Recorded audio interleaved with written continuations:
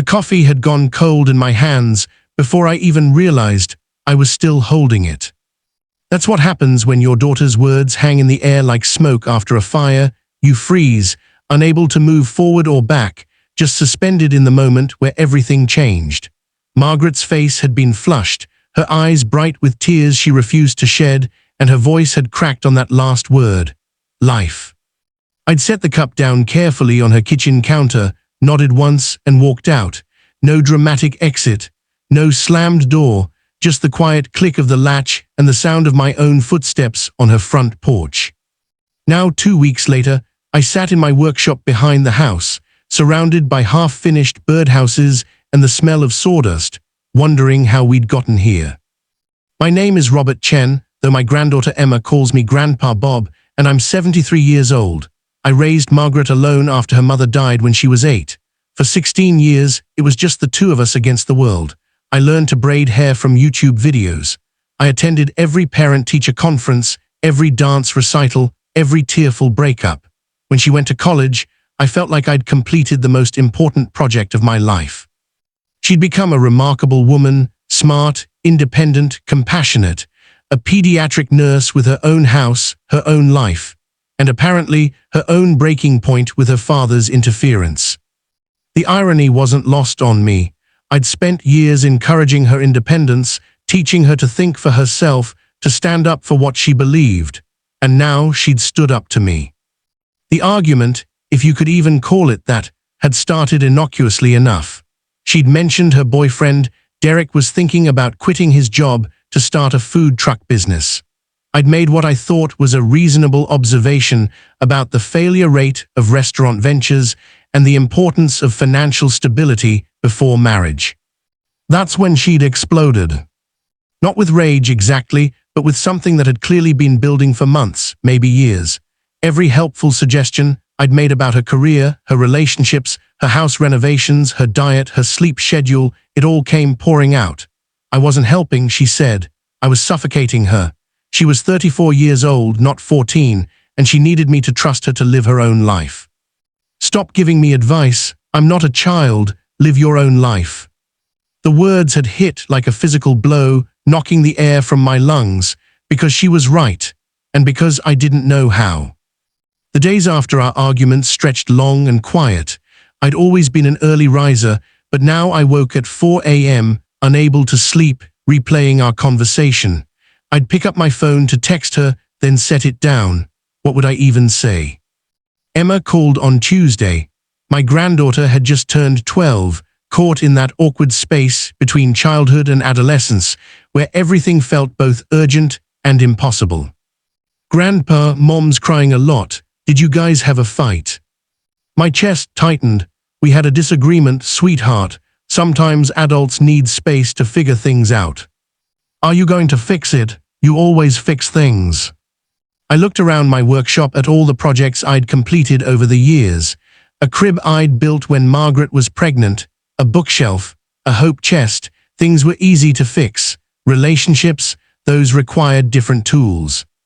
I'm going to try, Emma, I promise. After we hung up, I sat in the gathering darkness, listening to the evening sounds of the neighborhood. A dog barking, kids playing basketball down the street, the ordinary symphony of other people's lives continuing while mine felt suspended in amber. That night, I did something I hadn't done in years. I called my brother James in Portland.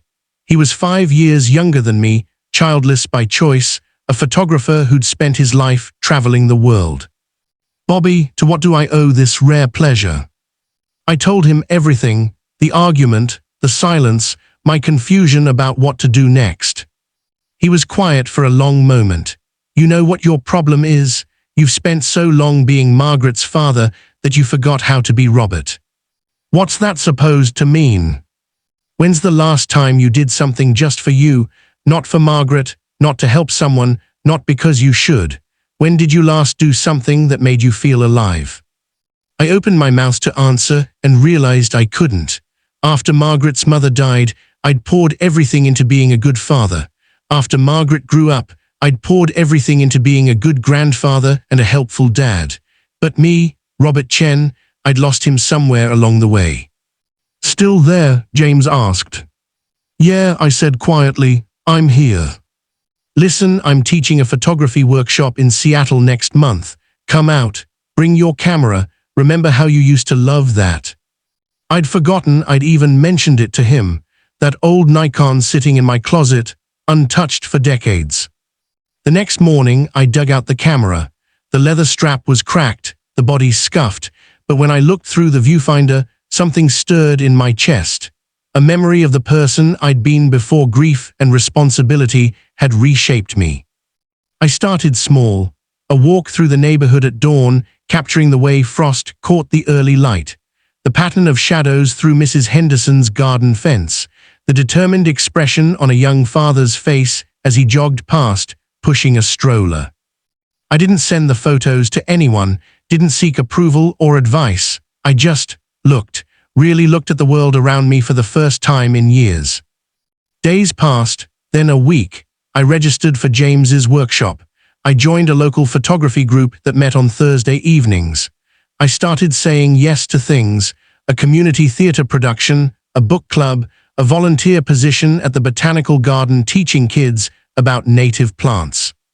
It felt strange at first, almost selfish. Shouldn't I be focused on fixing things with Margaret? But slowly, I began to understand what she'd meant.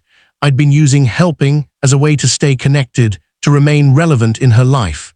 But in doing so, I'd made her life about me, my need to be needed, my fear of becoming obsolete, my inability to imagine my own purpose beyond parenting. 3 weeks after our argument, I finally texted Margaret.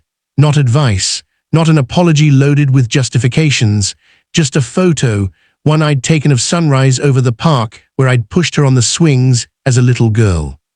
Thought you might like to see this. Love you always, Dad. She responded hours later, it's beautiful. Did you take that?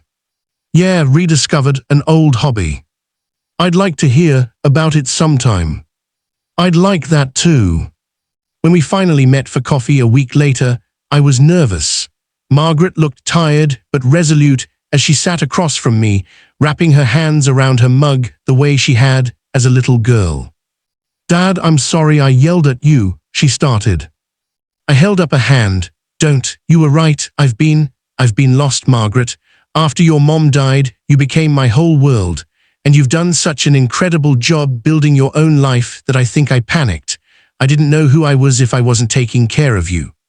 Her eyes filled with tears. I still need you, Dad, just differently. I know, and I'm learning to be okay with that. I showed her my camera, pulled up some photos on my phone. I'm learning to be Robert again, not just Dad. She smiled, a real smile that reached her eyes. Tell me about these photos, and then I want to hear what you really think about Derek's food truck idea, not as advice I have to follow, but as someone who cares about me and is curious about my life. We talked for 2 hours, really talked. I listened more than I spoke, and when I did offer thoughts, I framed them as my perspective, not directives. It felt different, better, like we were two adults who loved each other, not a parent trying to guide a child who'd long since grown up. That evening, back in my workshop, I started building something new, a photo frame for Emma with space for 3 pictures. One she'd choose, one Margaret would choose, one I'd choose. A collaboration, a reminder that we could all be separate people and still be family. Margaret had been right to push back. Sometimes love means letting go. Sometimes helping is knowing when to step back. And sometimes the best thing a father can do for his daughter is to show her it's never too late to rediscover yourself. The coffee might have gone cold that day in her kitchen, but the relationship didn't have to. It just needed to be reheated with new understanding, served in different cups, shared as equals rather than parent and child.